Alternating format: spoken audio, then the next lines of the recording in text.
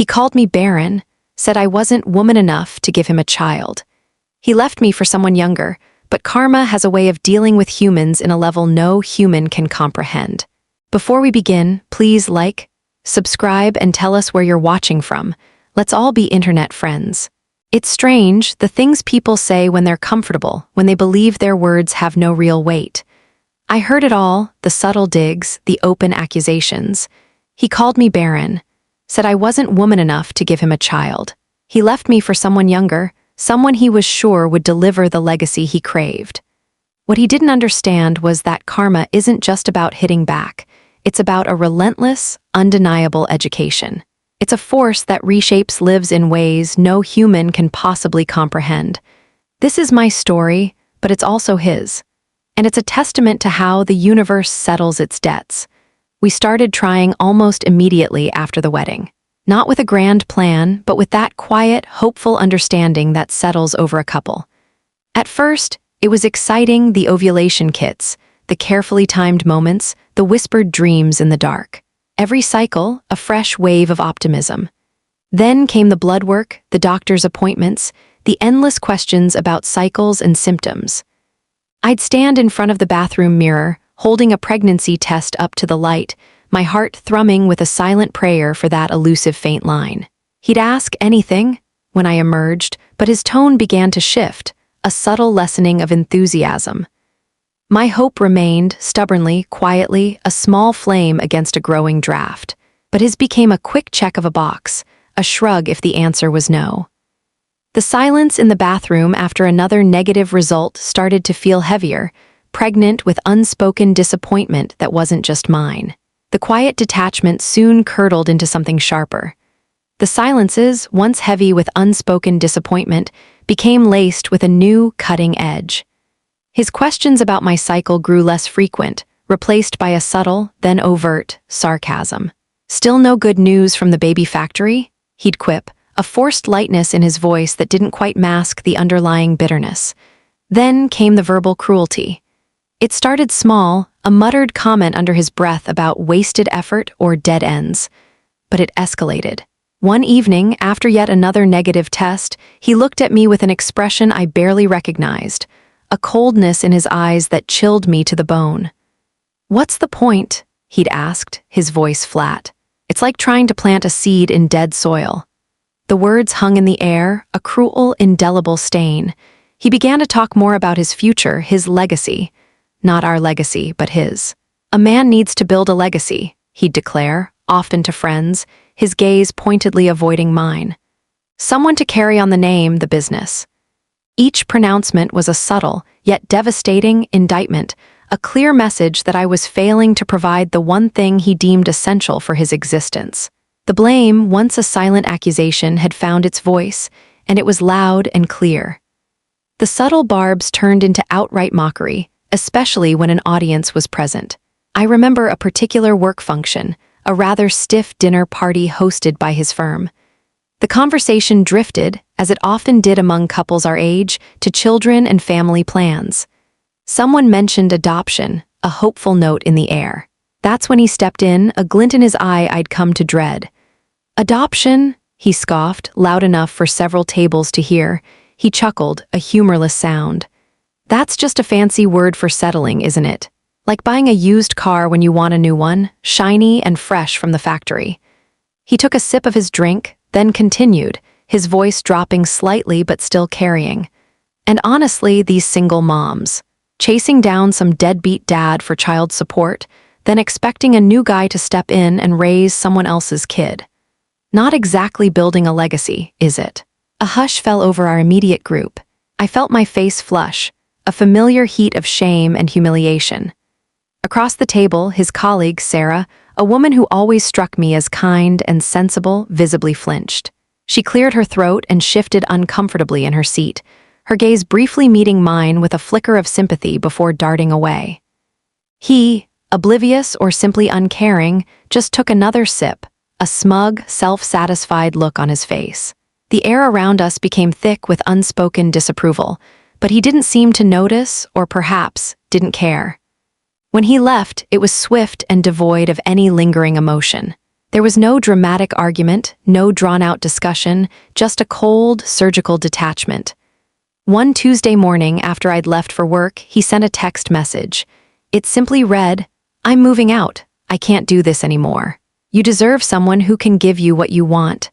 It wasn't even a full sentence, just a fragment of an excuse. I came home to an apartment that felt hollowed out. His side of the closet was empty, his toiletries gone from the bathroom. There was a note on the kitchen counter, hastily scribbled, but it offered no explanation, no apology, just logistics about the lease.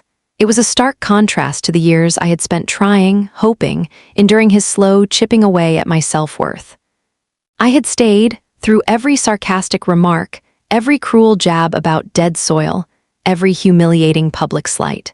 I had clung to the hope that the man I married was still in there somewhere, that he would eventually see the love and loyalty I offered.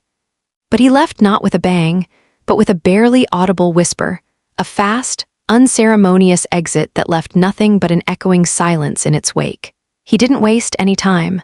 Within a year of leaving, photos started circulating through mutual acquaintances, then publicly on social media. He was engaged. The new woman was exactly what I wasn't. Visibly younger, with an eager, almost performative smile that seemed perpetually plastered on her face. Her social media presence was a curated fantasy of perfection, perfectly posed photos of them on lavish dates, engagement rings sparkling, captions overflowing with declarations of destiny, and true love. It was a stark contrast to the quiet, dignified life I had tried to build with him. Their wedding followed quickly, a lavish affair that seemed designed to flaunt their instant happiness. And just as swiftly, they began their own public quest for a family. Her Instagram, once filled with brunch photos and outfit of the day posts, quickly shifted to baby watch. There were filtered pictures of prenatal vitamins, subtle bumps or imagined ones, and coy hints about nursery colors.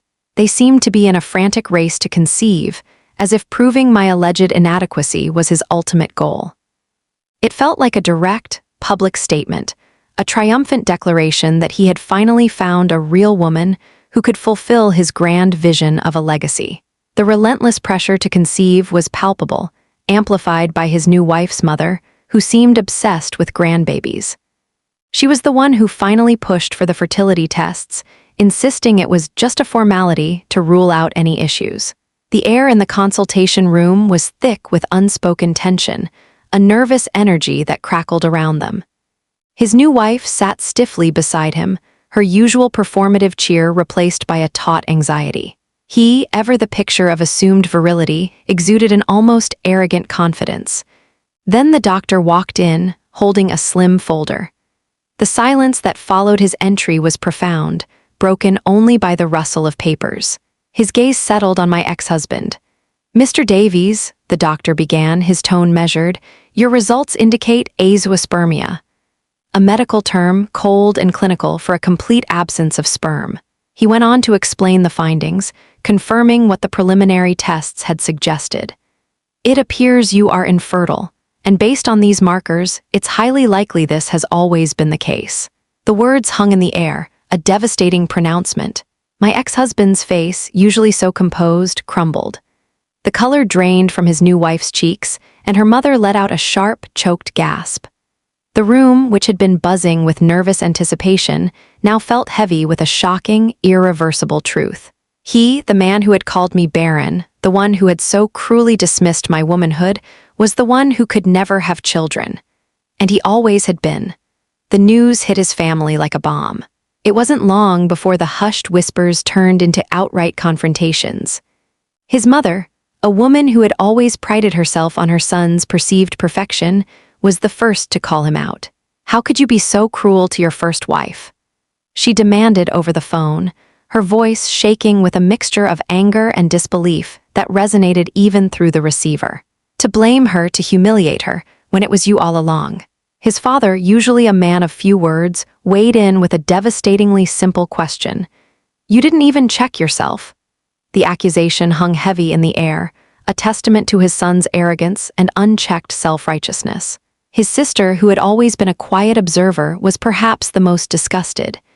"You paraded her around, called her broken," she texted him, a clear, damning message. "You truly are despicable."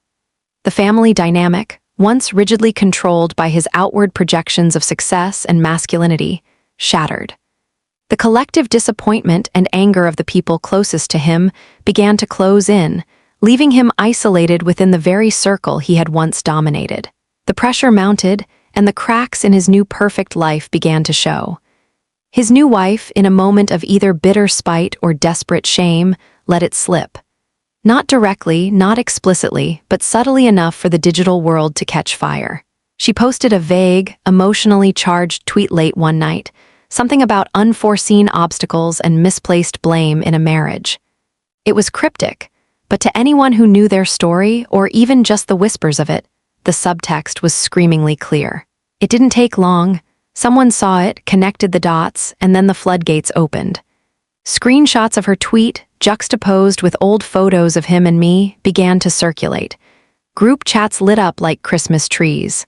The story, once confined to hushed family conversations, exploded across social media. His public image, so carefully constructed, began its irreversible spiral. The truth, ugly and undeniable, was out, and it spread like wildfire. Once the initial leak happened, the internet's memory, long and unforgiving, went to work. It wasn't just the current vague tweets that became a problem. It was the entire history of his online arrogance. Screenshots of his past social media posts, buried for years, began to resurface. They were shared with furious speed across platforms, a digital paper trail of his hypocrisy. There were tweets from years ago, casually dismissing women and their worth. If a woman can't give you kids, she's broken. No real man raises another man's child. Adoption is just a pretty word for settling. Each resurfaced post was a fresh stab, a painful reminder of the cruelty I had endured. But this time, the world was watching. His carefully constructed image as the wronged man, the one seeking a legacy, crumbled under the weight of his own words. The spiral had officially begun, propelled by the very platform he had used to broadcast his chauvinism. The office, once a place where he commanded respect and admiration, became a crucible of quiet judgment and open scorn. The male colleagues who had once chuckled at his jokes about building a legacy now avoided his gaze. But it was the women, the female coworkers he had so often dismissed or overlooked, who truly turned the screws. The polite nods and forced smiles evaporated, replaced by a chilling collective disdain. Whispers followed him down the hallways. Lunchroom conversations ceased abruptly when he entered. Then came the direct hits. One afternoon, a young woman from accounting, someone who had always been meek and deferential, walked past his desk and without breaking stride muttered loud enough for him to hear, "Guess you were the defective one." He flinched, his face burning. Another time, after a particularly tense meeting, a senior manager, a woman he'd once tried to flirt with, looked him dead in the eye and said, "It's funny, isn't it? How karma works." He was humiliated, trapped in an environment where his past cruelty was now a public spectacle. The very people he had deemed beneath him now held the power to inflict the same kind of shame he had once so readily dished out. His office, once a bastion of his perceived superiority, had become a cage of his own making. Desperate to salvage some semblance of his legacy, and perhaps to silence the relentless whispers, he quietly began exploring adoption. He hired an attorney, filled out mountains of paperwork, and presented himself as a reformed man, eager to become a father. He kept it all secret, a desperate last attempt to control the narrative, but the adoption agency was thorough. Their background checks weren't just about financial stability. They delved deep into social media, public records, and character references. His past, once a weapon he wielded against me, now became his undoing. The screenshots of his cruel tweets, the reports from former colleagues about his disrespectful attitudes towards women and single mothers, it all surfaced. The agency flagged his online history, deeming his public statements a severe red flag for his suitability as a parent.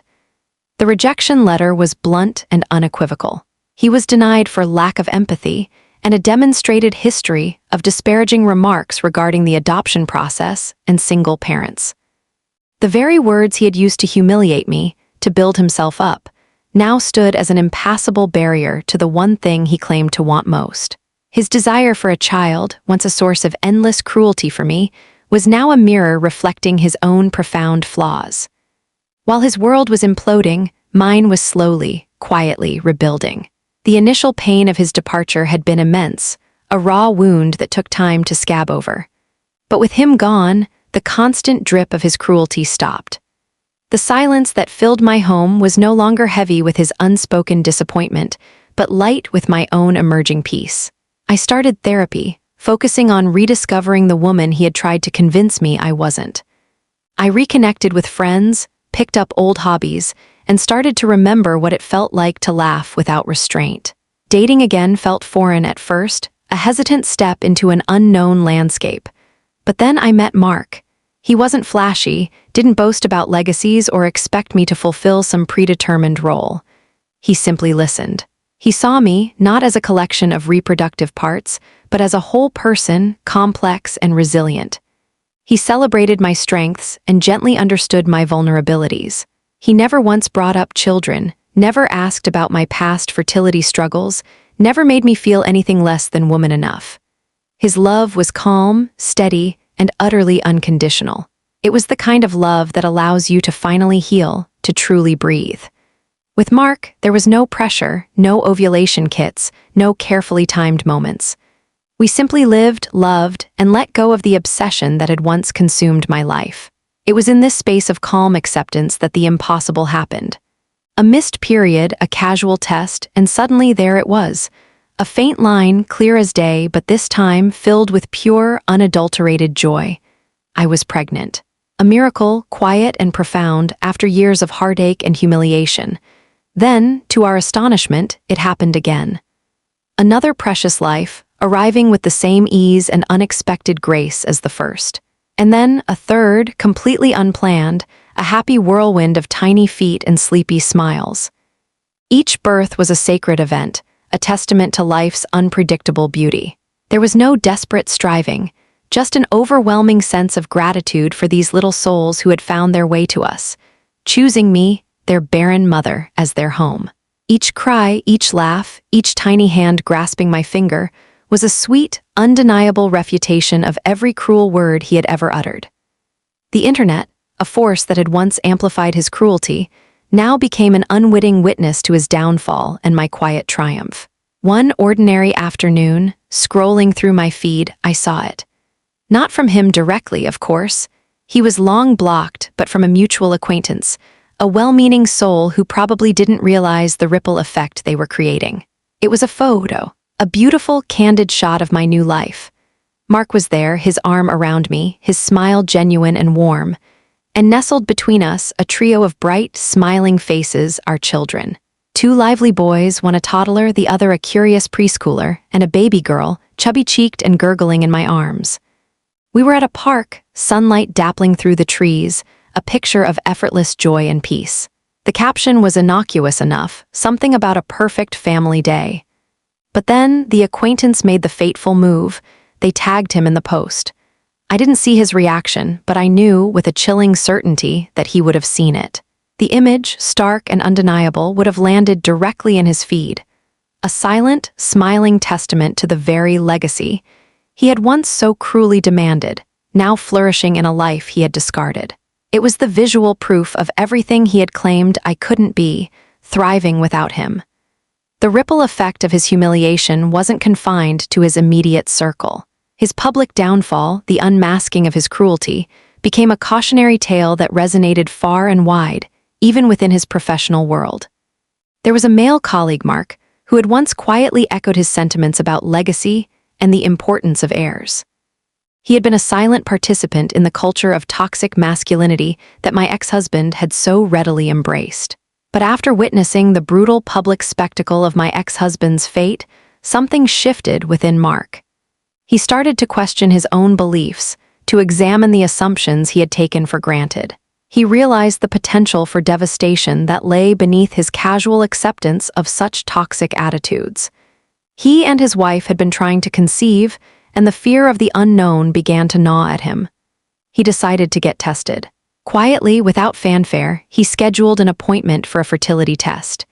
He went through the process alone, the results arriving with a stark, undeniable truth: he, too, was infertile. Unlike my ex-husband, however, Mark didn't lash out. He didn't blame his wife, didn't accuse her of being broken.